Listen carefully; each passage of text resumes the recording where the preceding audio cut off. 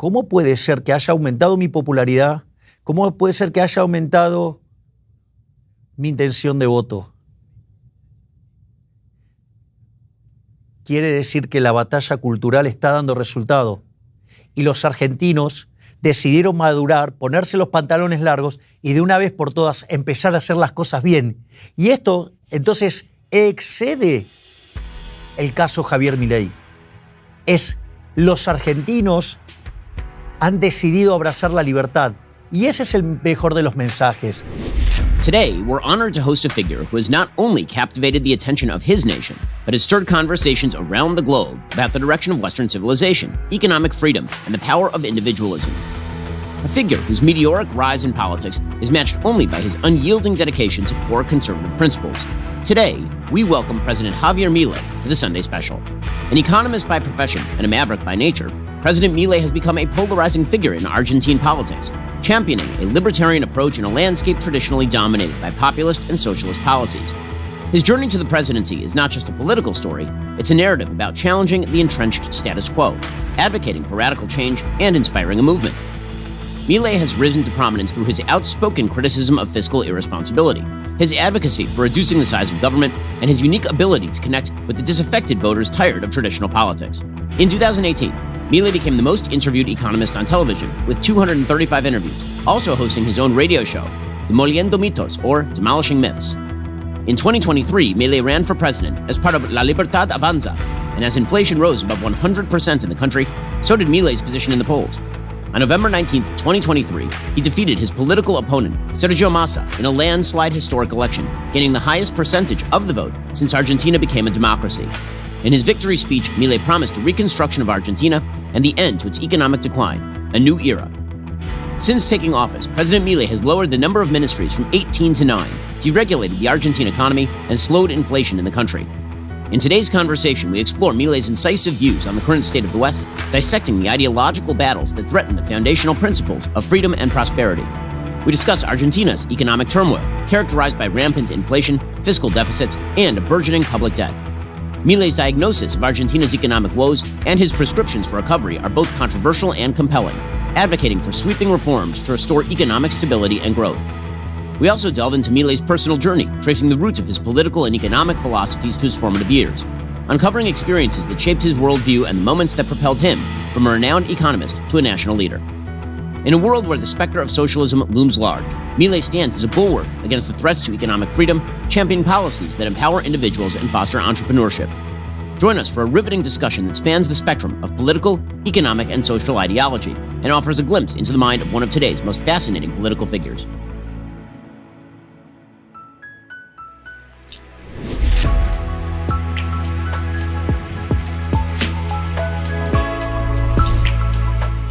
Presidente Milei, es un honor conocerlo y quisiera comenzar preguntándole cómo toma medidas tan audaces económicamente. Para gente que no sabe nada sobre Argentina, ¿cuál fue la situación que llevó a su elección y cómo le da la libertad para hacer?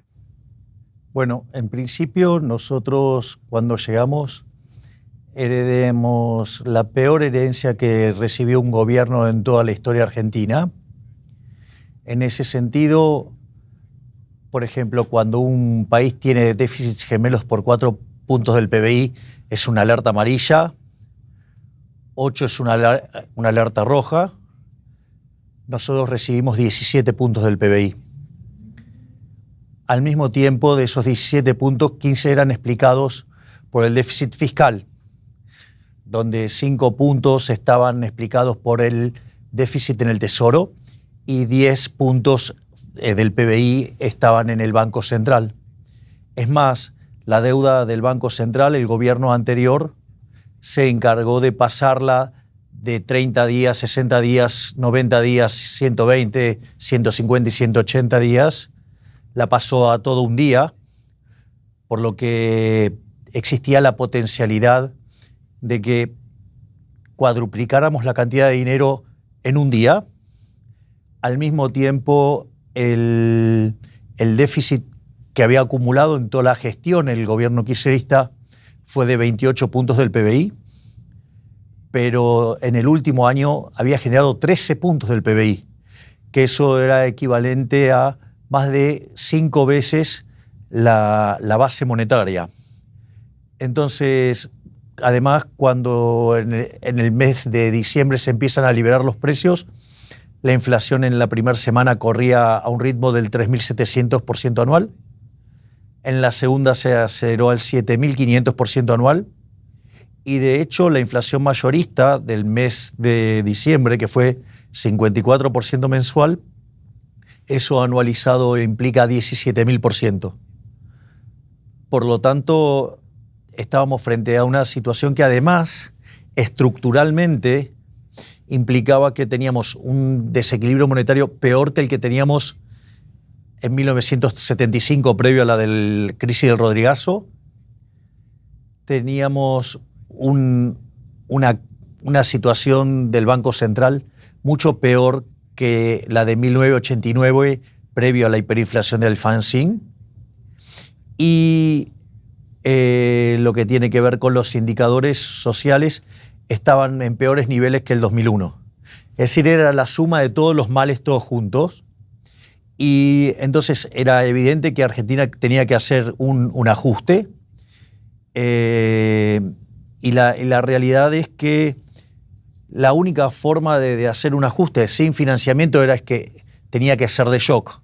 Y ese shock tenía que ser tremendamente abrupto por esta constelación de desequilibrios, porque de hecho, si hubiera estallado la crisis, hoy estaríamos hablando no solo de una hiperinflación, sino que estaríamos hablando de 95% de pobres y probablemente de 50 o 60% de indigentes. En ese contexto no había alternativa a hacer el ajuste. En ese sentido, nosotros anunciamos un programa de déficit cero, o sea, un ajuste, digamos, para que se dejara de tener déficit fiscal y que se cortara la emisión de lo que tenía que ver con el fisco. Por otro lado, iniciamos un proceso de saneamiento del balance del Banco Central para bajar esos 10 puntos del PBI de déficit que generaba el Banco Central, y al mismo tiempo, como había una brecha cambiaria del 200%, hicimos una corrección cambiaria para tratar de eliminar la brecha. En ese sentido, nosotros esperábamos que el déficit cero lo alcanzáramos a lo largo del 2024. De hecho, todos los analistas decían que eso era imposible, que no era posible hacerlo. Y nosotros básicamente lo hicimos en un mes. Es decir, solamente esa parte del ajuste hace que sea el ajuste fiscal más grande de la historia de la humanidad, reconocido por el Fondo Monetario Internacional. Pero también llevamos a cabo el ajuste en el balance del Banco Central. Hoy el déficit cuasi fiscal de 10 puntos del PBI fue bajado a 4 puntos del PBI. Es decir, que nosotros en el lapso de 3 meses hicimos un ajuste por el equivalente de 12 puntos del PBI. Y la inflación del mes de diciembre estuvo en el 25%, en el mes de enero cayó a 20%, en febrero cayó a 13%. Se espera que en lo que es marzo, siendo un mes muy complicado, esté en torno al 10,5% y la núcleo ya dentro de un dígito. Y en el mes de abril podríamos entrar en un dígito de inflación y la core en un dígito bajo. Es decir, que estamos domando la inflación. Al mismo tiempo, hemos mejorado sustancialmente el balance del Banco Central, porque si bien nosotros recibimos el Banco Central con reservas negativas netas por 11.500 millones de dólares, y desde que llegamos al poder hemos acumulado compras por más de 12.000 millones de dólares, y a pesar de esa compra de divisas, a pesar de unos instrumentos, unos puts que disparaba emisión monetaria, que lo hizo el gobierno anterior para controlar el tipo de cambio, y lo que tiene que ver con la remuneración de los pasivos, estos que yo dije que lo pasaron un día, que, o sea, que antes eran las LELIQs y ahora son los pases. A pesar de toda esa emisión, la contracción que hicimos por BOPREAL, que es un bono para rescatar pesos, y y además el superávit fiscal nos permitió absorber tanto dinero que la base monetaria está constante. Entonces, mejoramos el activo del Banco Central sin incrementar el pasivo del Banco Central.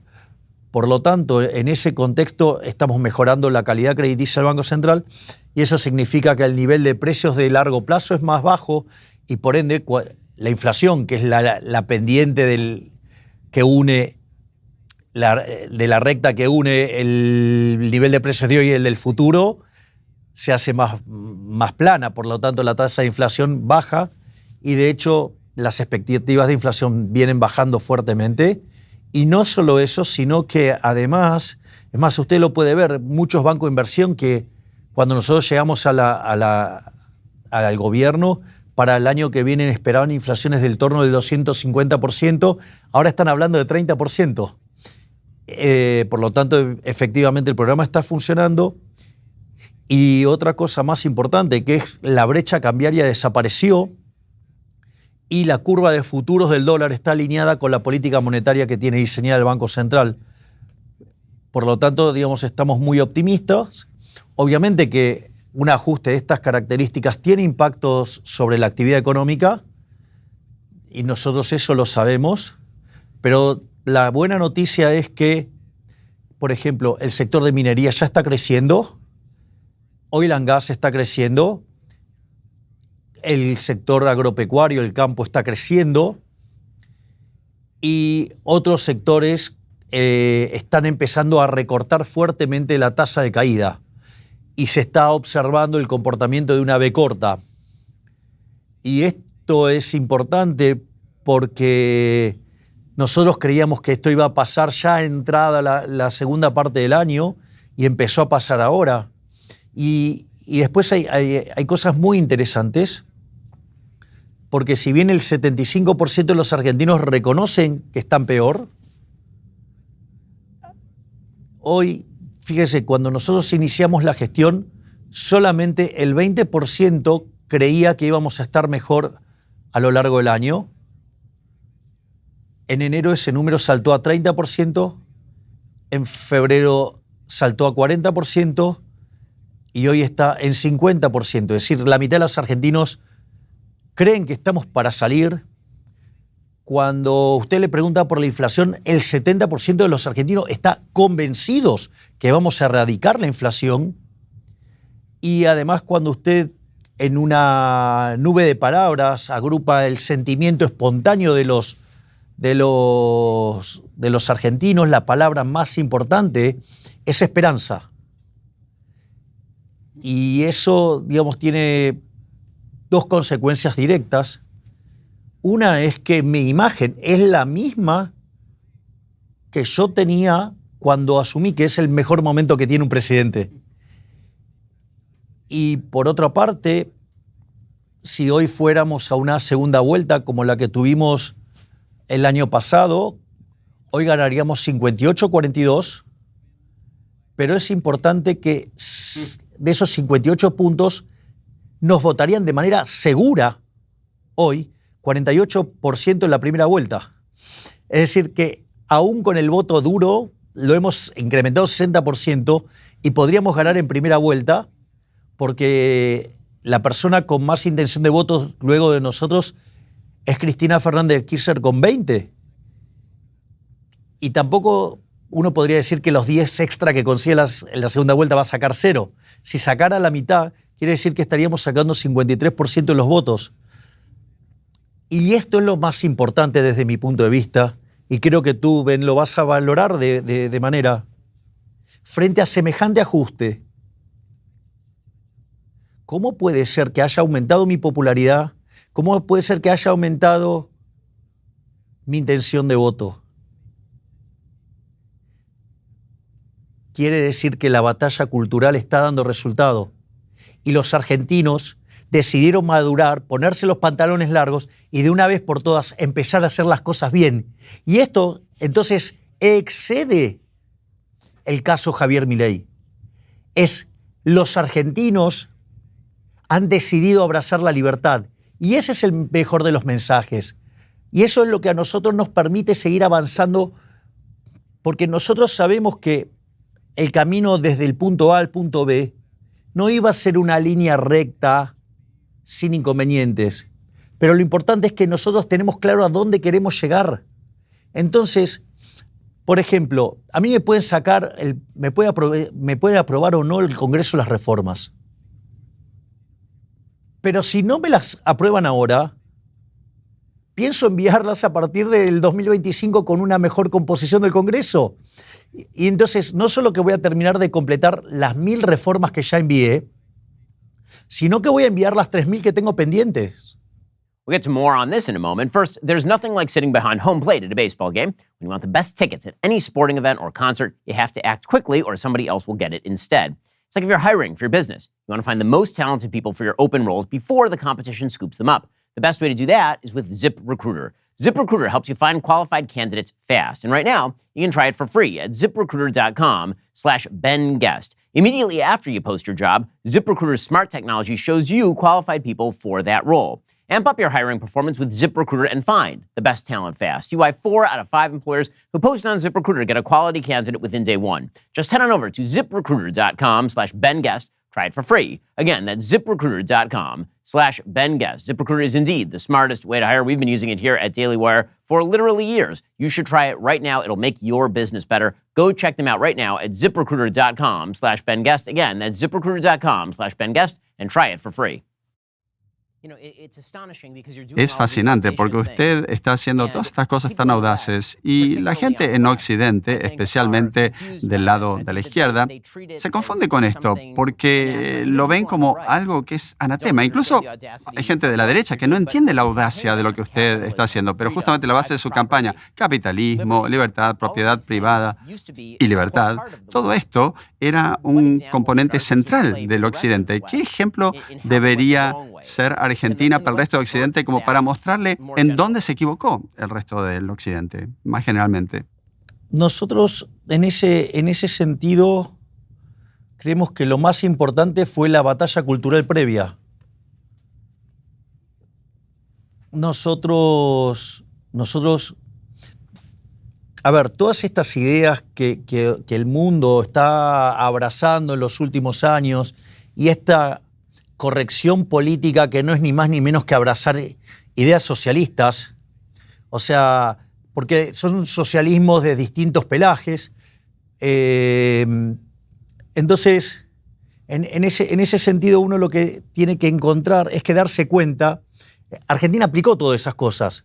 La estupidez de la justicia social, Argentina es un ejemplo emblemático de la justicia social y del daño que causa la justicia social. Entonces, en ese sentido, lo que hay que comprender es que Argentina, en ese devenir que hizo de que ser el país más rico del mundo hoy sea 140, fue por abrazar esas ideas que hoy Occidente está abrazando. Por eso en Davos yo dije, Occidente está en peligro, porque hemos abandonado en Occidente las ideas de la libertad, que son las que generaron la prosperidad, y empezaron a abrazar las ideas de la decadencia, que son las ideas socialistas. Y en ese sentido, lo que sucedió en Argentina es que estaba súper impregnado, porque esto ya, digamos, o sea, Gramsci te había funcionado a la perfección en Argentina, está metido en la educación, está metido en la cultura, ¿sí? Está metido en la política, está metido en todos lados el socialismo, está en los medios, y entonces, por eso es tan importante el rol que han tenido los jóvenes en todo este proceso. Porque los jóvenes son naturalmente rebeldes contra el statu quo. Y en ese sentido, los jóvenes, digamos, al estar expuestos frente a tanto socialismo, la respuesta natural era ser liberal. Ese es el primer punto. El segundo punto, al ser jóvenes, tenían mucho menos tiempo de exposición al lavado de cerebro de la educación pública. Por otra parte, otra cosa que ocurría es que, como tienen acceso a las redes sociales, una de las cosas que yo hacía cuando salía en televisión, y sigo haciéndolo hoy, es citar mis autores de referencia. Y eso lo que hacía es que los jóvenes fueran a chequear esos autores. Entonces, entre YouTube y Google y demás buscadores, o sea, y esos lugares donde se pueden bajar los libros, eso lo que generó es que hubo una explosión de conocimiento. De hecho, nuestro máximo referente de la libertad en la historia argentina, el doctor Alberto Venegas Lynch hijo, también que lo suelo definir como el prócer, dice, él decía, la gran diferencia entre este movimiento y el de los fines de los 80 es que esta vez los jóvenes estaban muy formados. De hecho, nosotros íbamos y hacíamos lo que nosotros llamamos los recitales, que serían como actos políticos, pero con formato parecido a los Rolling Stones. Digo, es porque como a mí me gustan los Rolling Stones, y a mí me hubiera gustado ser como Mick Jagger, entonces lo hago, pero lo hago desde la política. No lo logré cantando porque soy muy malo, pero lo logré desde la política. Y una de las cosas maravillosas es que hay stands, como en los recitales, con remeras, con distintos obsequios, con distintas cosas. Y hay stands con libros. Y es más, la doctora Bullrich, que fue parte de la contienda electoral, ella en Juntos por el Cambio, y que yo estoy orgulloso de que hoy sea parte de mi gabinete de ministros, porque es mi ministra de Seguridad, y está haciendo un trabajo verdaderamente formidable. Es más, igual que nuestro ministro de Defensa, el doctor Petri, digamos, porque fueron la fórmula alternativa del cambio, pero los argentinos eligieron un cambio mucho más radical, más profundo, más agresivo, que era el que representábamos nosotros. Y hay algo que es muy interesante, porque en un momento la doctora Bullrich dijo algo brillante, dice, deberían prestar más atención a lo que está haciendo Milei, porque no es normal que un político le esté hablando a 20.000, 30.000 personas sobre Hayek.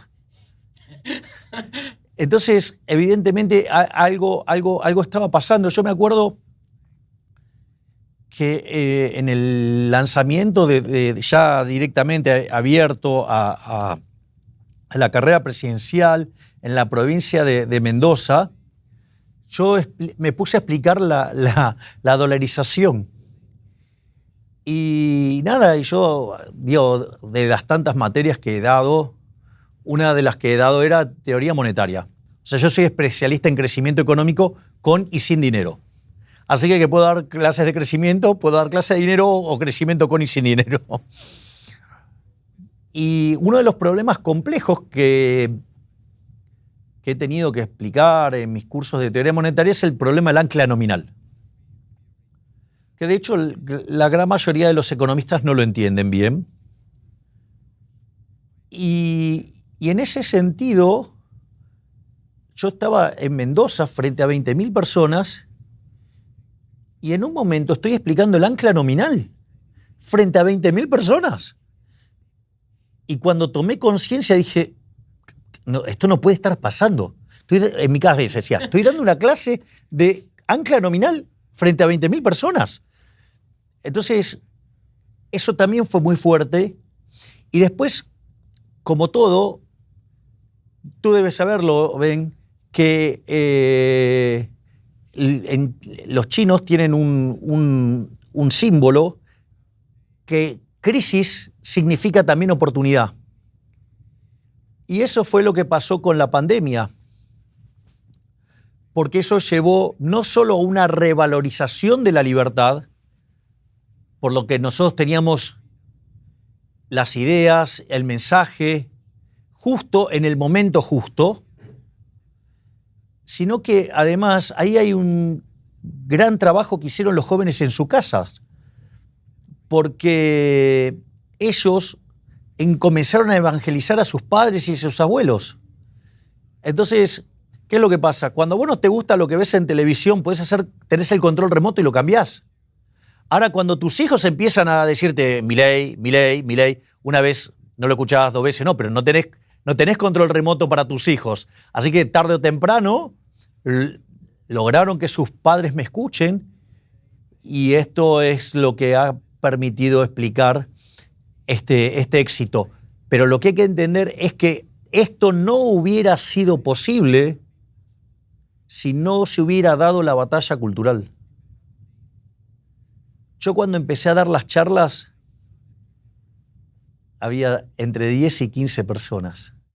We'll get to more on this in just a moment. First, you want to know what's stupid? Putting a ejector seat on a helicopter. You know what else is stupid? Not having life insurance, which you might need if you actually put an ejector seat on a helicopter. Getting life insurance will give you peace of mind knowing if something were to happen to you, your family could cover expenses while they get back on their feet. Policy Genius has licensed award-winning agents and technology that make it easy to compare life insurance quotes from America's top insurers in just a few clicks to find that lowest price. Their team of licensed experts is on hand to help you through the process.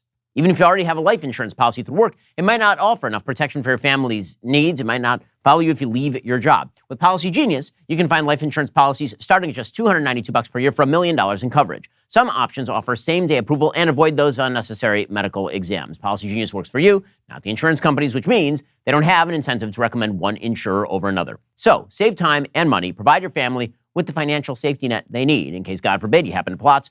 Use Policy Genius. Head on over to policygenius.com/Shapiro. Get your free life insurance quote. See how much you could save. That's policygenius.com/Shapiro. Hay una filosofía que ha surgido en Occidente en el sentido que la esperanza de su país se rechaza, y la filosofía es que si uno fracasa o falla en la vida en un sistema libre es porque de alguna manera ha sido victimizado. Y creo que una de las razones quizás por las cuales los argentinos tienen más esperanza es que están recuperando el control de su propia vida en su propio sistema. O sea, suben y caen, pero por su propio mérito. Cuando extiende esa política a la política exterior, no esto de que el fracaso es por victimizarse. Bueno, usted lo ha visto en su país también. Usted ha estado reorientando a su país y apartando a su país de ciertos países y trayéndolo más para Occidente. Estados Unidos, Europa, Israel. Quizás pueda hablar un poco sobre eso. Habló también de trasladar la embajada en Israel a Jerusalén. ¿Cuál es la importancia de todo esto? A ver, vamos por partes. Porque si tú te fijas en lo que yo te dije al inicio, Ben, te dijo, los argentinos maduraron, los argentinos se pusieron los pantalones largos.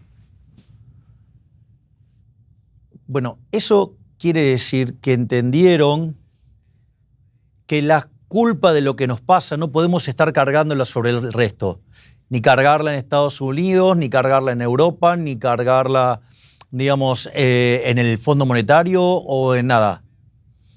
De hecho, uno de los elementos que yo levanté durante la campaña tiene que ver con el hecho de que dije que, a diferencia de los restantes políticos, cuando llegan las elecciones, el político tradicional te pide el voto para que le des el poder de controlar tu vida. Es decir, te trata como a un niño, te trata hasta peor que un adolescente.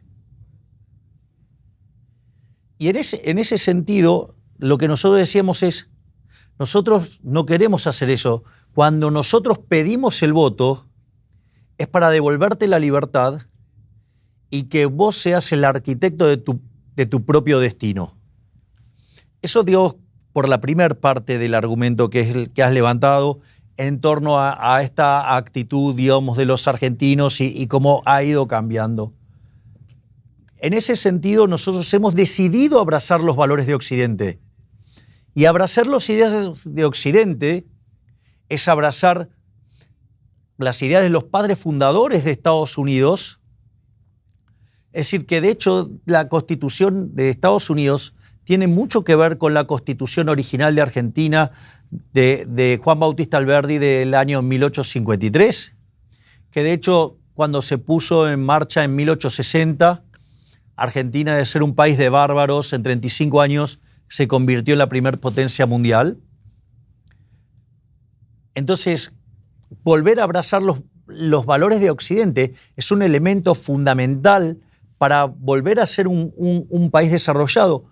De hecho, nosotros las 1000 reformas que enviamos en el primer mes, si todas quedaran vigentes, Argentina pasaría a mejorar 90 puestos en el ranking de libertad económica. Y Argentina podría parecerse a Alemania en un lapso de 20 años. Y si te fijas lo que dije hace un rato, dije, bueno, pero esas son 1000 reformas, todavía tenemos 3000 más. De hecho, nosotros lo que estamos buscando es parecernos a Irlanda. Irlanda debe ser el país más miserable de Europa.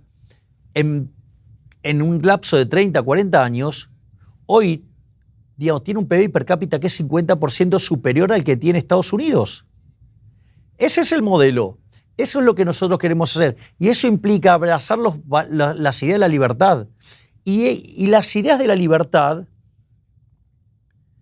están en Estados Unidos, aun cuando en los últimos tiempos hayan sido degradadas y se hayan apartado de la senda, aún están en Europa, aun cuando están abarrotados de regulaciones y que los mantiene estancados.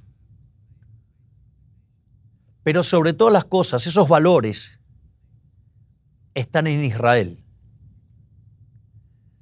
Y en Israel están en el segundo libro de la Torá, en Shemot, es decir, en el Éxodo.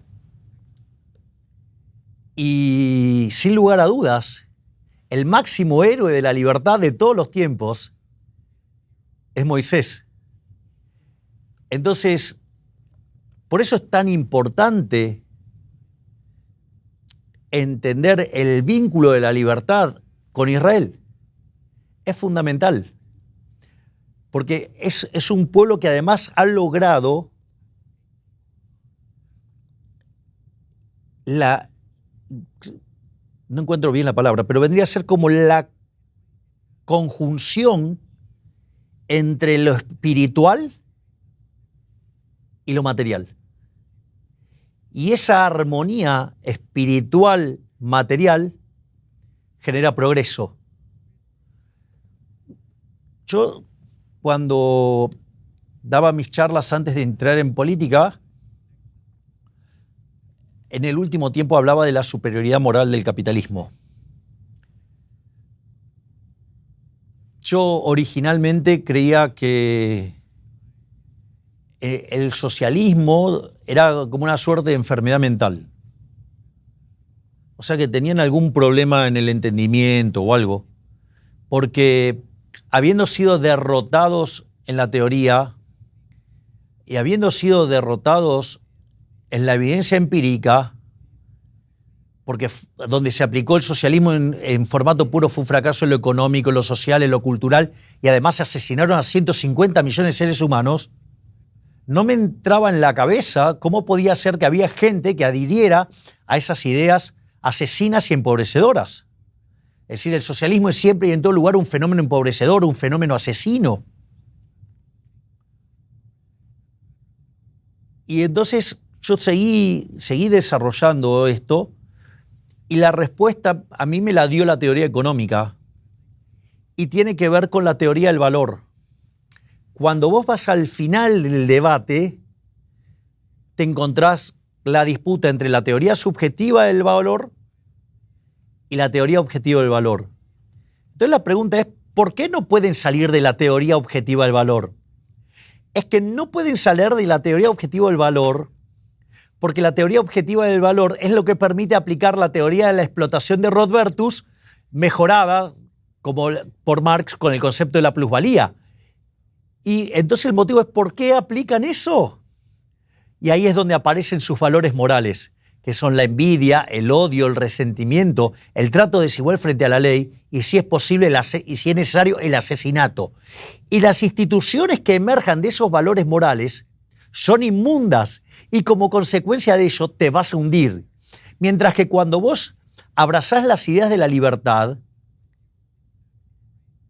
¿qué es lo que sucede? Te elevás como ser humano y en ese elemento vas a instituciones que te llevan al progreso.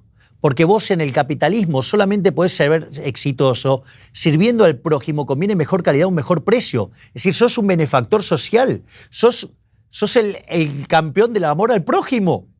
Entonces, en ese sentido, por eso es que yo también, digamos, más allá, digamos, de distintos eventos que a lo largo de mi vida me han impactado fuertemente y me han llevado hacia el judaísmo, el conjunto de valores son fundamentales para la construcción de las instituciones. Y el día que lees sobre Moisés te convertís en un talibán de la libertad.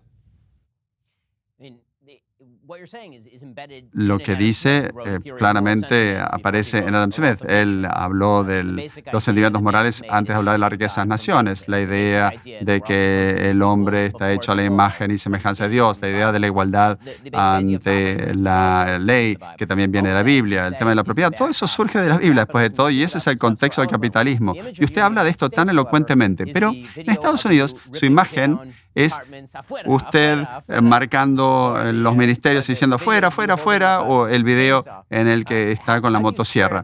¿Cómo se reconcilia eso?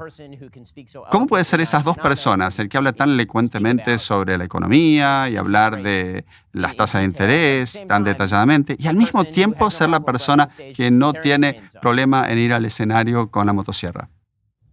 Bueno, eso es más complejo. Porque es cierto, yo soy un economista profesional, pero tengo algunas partes muy oscuras de mi vida. Por ejemplo, en una época de mi vida fui arquero de soccer. Y eso, por ejemplo, es un factor muy determinante en mi personalidad. Por ejemplo, de los 11 jugadores del equipo, es el único que puede jugar con las manos de manera legal. Al mismo tiempo, es el que se viste distinto. Además, entrena solo, tiene un entrenamiento distinto. Y a diferencia del resto, cuando se equivoca, es gol en contra. Y además es un puesto muy ingrato, porque cuando un arquero salva un gol, es equivalente como a hacer uno. Y cuando un delantero hace un gol, es un gol. Sin embargo, los delanteros valen mucho más que un arquero. Entonces, eso muestra que es un puesto que es muy duro de llevar y que requiere de una personalidad muy aguerrida.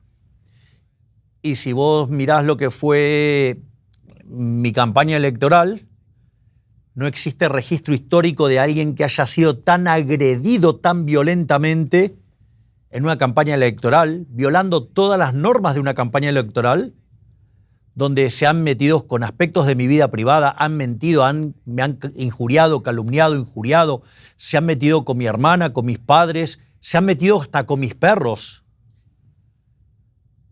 Es decir, digamos, la peor cloaca del universo está en los medios argentinos. Digo, que fueron funcionales a dos estructuras partidarias enormes para destruir a una persona. Pero esa fuerza que tenía como arquero fue lo que me permitió, digamos, mantenerme en pie, sumado a la contención espiritual, digamos, que representa mi hermana y mi rabino Axel Banish. Eso por un lado. Por otra parte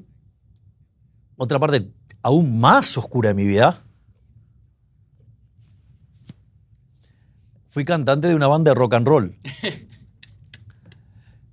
De hecho, era una banda tributo a los Rolling Stones, y donde básicamente hacíamos cover de los Rolling Stones, hacíamos cosas que parecían canciones, siendo muy generosos. Pero la verdad es que con tanto cariño y afecto que les tengo a los Rolling Stones, me pareció que era mejor dejar tanto daño sobre una banda a la que quiero tanto. Pero Entonces hay una cuestión histriónica vinculado a eso. Y además también tuve una obra de teatro que se llamaba El Consultorio de Milei y que básicamente era una charla de economía en un formato de terapia de psicología. Y yo creo que toda esa conjunción de elementos en una determinada situación del país permitió que alguien con mis características se volviera popular. De hecho, si tú repasas mis conferencias antes de ingresar a la política, yo entraba como si fuera en un recital de rock and roll y era muy interesante porque yo arrancaba dando las gracias diciendo muchas gracias por tanto error tipo 2. Porque el error tipo 1 es cuando haces todo bien y te sale mal. Y el error tipo 2 es cuando haces todo mal y te sale bien. Entonces, ser economista no es muy popular. Ser un economista matemático, muchísimo menos. Especialista en temas de crecimiento económico, mucho menos en un país que estaba enfermo de keynesianismo. Y además liberal en un país de izquierda. Por lo tanto, por definición, la gente debería odiarme. Bueno, el error es tan grande que me convirtió en presidente. We'll get to more on this in just one moment. First, let's be real. There are some people who pretend that cauliflower crust pizza is like actual pizza. It is not. That's nonsense. I'm not going to eat that. So that means I'm not getting enough veggies. Well, good news, Balance of Nature fruits and veggies is there. Balance of Nature fruits and veggies is the most convenient way to ensure you get your daily intake of fruits and veggies. Balance of Nature uses an advanced cold vacuum process that encapsulates fruits and veggies into whole food supplements without sacrificing those natural antioxidants. The capsules are completely void of additives, fillers, extracts, synthetics, pesticides, or added sugar. The only thing in Balance of Nature's fruit and veggie capsules, fruits and veggies. You need nutrients to function at your best each and every day. Balance of Nature will help you do just that. I've been traveling a lot recently, pretty busy. I used to get sick from that sort of stuff. Balance of Nature helps me out. Go to balanceofnature.com, use promo code Shapiro, get 35% off your first set of fruits and veggies, plus an additional $10 off every additional set that you buy. That's balanceofnature.com, promo code Shapiro. Again, balanceofnature.com, promo code Shapiro. Get 35% off that first set. ¿Cómo fue esto de pasar del mundo de los medios y los paneles al mundo de la política? Yo, por supuesto, estoy en Estados Unidos, hablo con legisladores todos los tiempos, hablando de lo que es decir las cosas que uno quiere decir realmente y después en el mundo de la política que uno tiene que decir las cosas que puede decir. ¿Ha sido muy difícil la transición de, por ejemplo, comentarios en paneles a presidente? Nada. De hecho, porque así como yo iba a los paneles, seguía dando clases en la universidad y daba conferencias en teatros ya muy grandes. Y con mi hermana íbamos notando que nos íbamos haciendo más populares, porque no solo llenábamos teatros muy grandes en Argentina, sino también lo hacíamos en el exterior. Entonces la batalla cultural estaba funcionando muy bien y en realidad los medios de televisión eran una forma de hacer publicidad a mi trabajo y eso me permitía generar más conferencias y ganar más dinero. Pero cuando llegó al poder Alberto Fernández, dentro de sus asesores, alguien que hoy es diputado, que se llama Leandro Santoro, iba por los medios pidiendo que se me censurara. Y de hecho empezó a haber una censura sobre los liberales, los dejaron de invitar a los programas y de haber 20 liberales dando vueltas por los medios de comunicación, el número se achicó sustancialmente, creo que con suerte quedamos 5, pero es como una exageración. Y lo único que a mí me sostenía era el rating. Es decir, que la gente me acompañaba con el rating. Y cuando vimos cómo la censura se estaba haciendo muy profunda, nosotros con mi hermana consideramos que eso podía estar afectando nuestra capacidad de generar ingresos. Y entonces, frente a esa situación, dijimos, bueno, a esta gente hay que disputarles donde les duele. Y ahí decidimos meternos en política, que también fue muy complicado, porque primero dijeron que no podíamos armar partido, y lo hicimos. Después dijeron que no podíamos pasar las PASO, es decir, que no íbamos a conseguir el 2% de los votos. Después nos dijeron que íbamos a perder contra el voto en blanco. Después nos dijeron que íbamos a perder contra la izquierda por goleada. Y al final terminamos sacando 17% de los votos, digamos, en la capital federal. Y cuando asumimos, además, también nos trataron de manera muy grosera en el canal del Congreso, que se llama Congreso TV, Diputados TV, un periodista que yo lo conocía de A24, de una manera muy agresiva, me dijo, bueno, pero ¿qué pueden hacer ustedes si van a ser 2 diputados nada más que en 257? Y yo le contesté con el libro de Macabeos 1, 3:19, que dice que la victoria en la guerra no depende de la cantidad de soldados, sino de las fuerzas que vienen del cielo. Y cuando por una idea extraordinaria, genial, fabulosa de mi hermana, sorteamos la dieta, se anotaron 1 millón de personas. Y hicimos un acto en Mar del Plata y fueron más de 10.000 personas. Y después fuimos a Rosario y fueron 15.000 personas. Y ahí decidimos que esto daba para lanzarnos a la presidencia. Y efectivamente lo hicimos y hemos llegado a tener presentaciones. Yo creo que la de Córdoba, la de Rosario superó ampliamente las 100.000 personas y probablemente la de Córdoba superó las 200.000 personas y terminamos ganando contra todo pronóstico por 12 puntos de diferencia. Te cuento una anécdota divertida.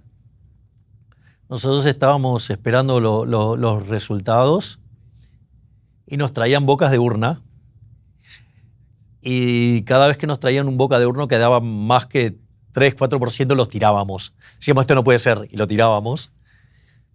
Y fue muy interesante porque en un momento me vinieron a saludar un montón de amigos de la colectividad judía y éramos muchísimos.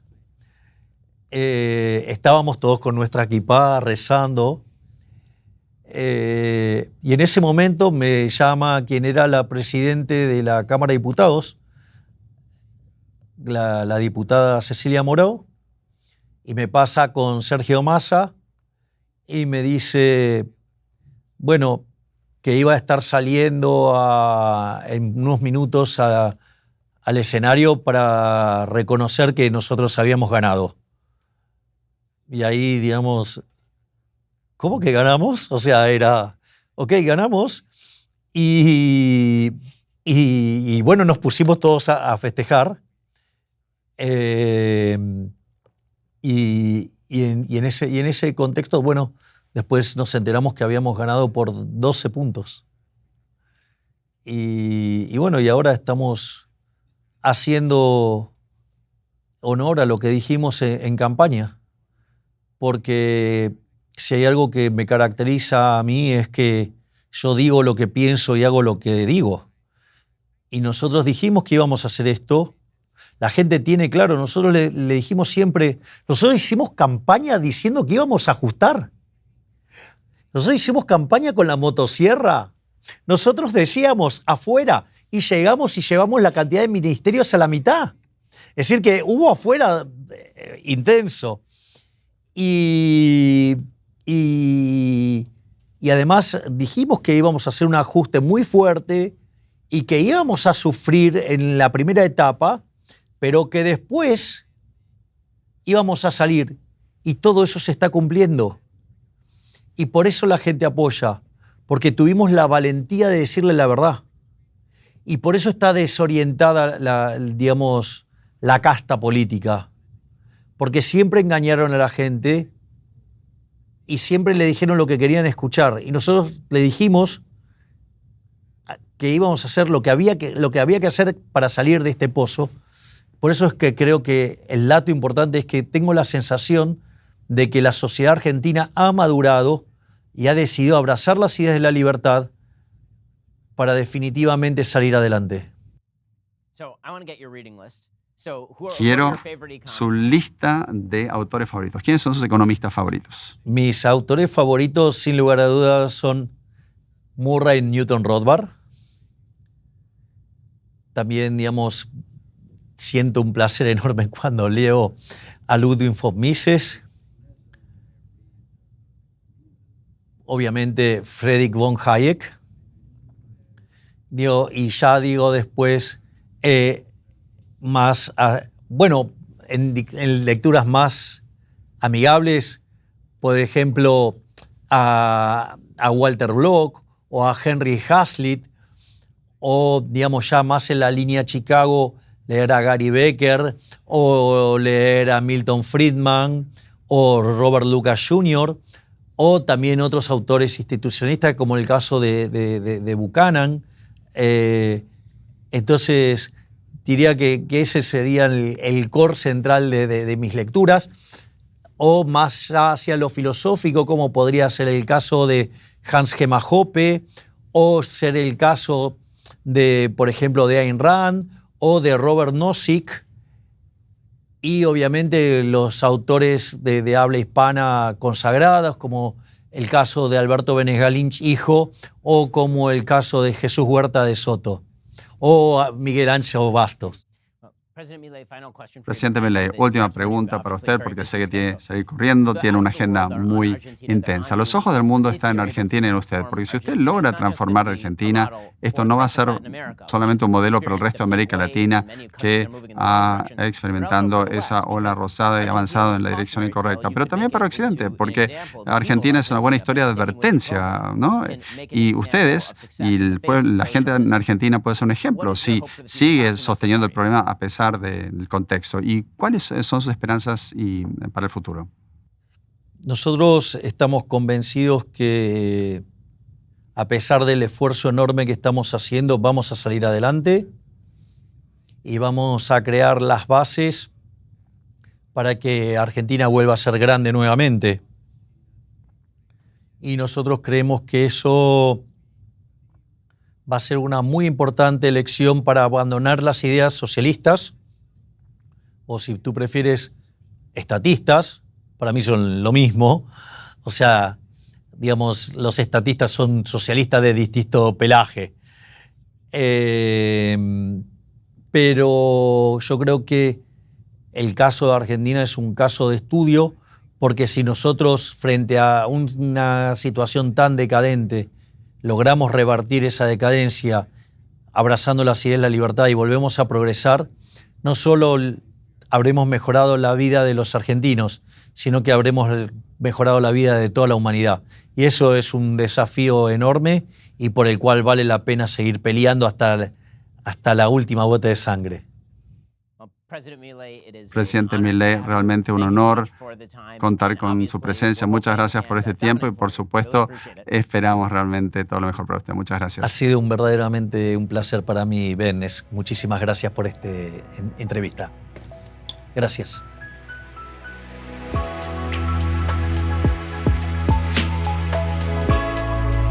The Ben Shapiro Show Sunday Special is produced by Savannah Dominguez Morris. Associate producer is Jake Pollock. Editing is by Jim Nickel. Audio is mixed by Mike Coromina. Post-production is managed by Matt Kemp. Camera and lighting is by Zach Ginta. Hair, makeup, and wardrobe by Fabiola Cristina. Title graphics are by Cynthia Angulo. Executive Assistant, Kelly Carvalho. Executive in charge of production is David Wormus. Executive Producer, Justin Siegel. Executive Producer, Jeremy Boring. The Ben Shapiro Show Sunday Special is a Daily Wire production.